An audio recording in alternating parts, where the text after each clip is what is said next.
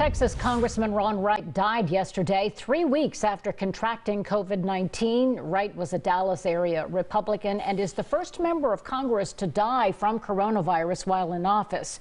Wright's final vote was in opposition to the impeachment of the former President Donald Trump.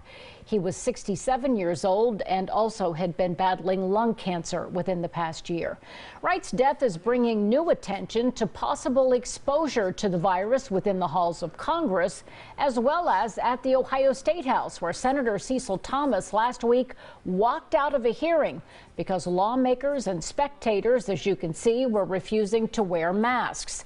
Thomas tells me the defiance of the mask mandate by Ohio lawmakers defies reason.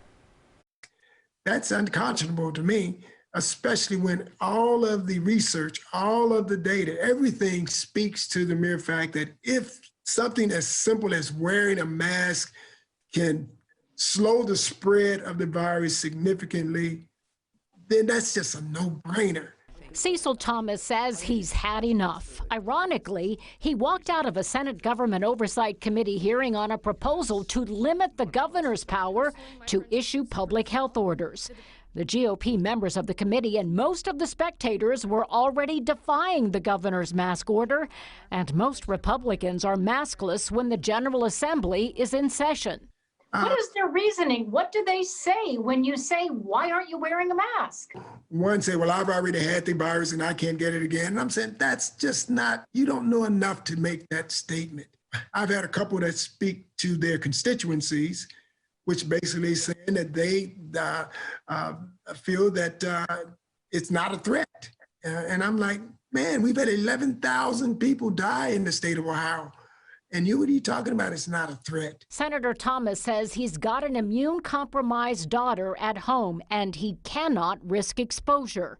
He says those who failed to wear a mask at the State House are failing to lead and defying common sense. If the virus was like a fog where you could see it, I guarantee you everybody would have a mask on. If they can see the virus and you see somebody get the virus just by breathing the fog. Senator Thomas says too many lawmakers are listening to constituents who ignore science or even believe in conspiracy theories that question whether the virus is real.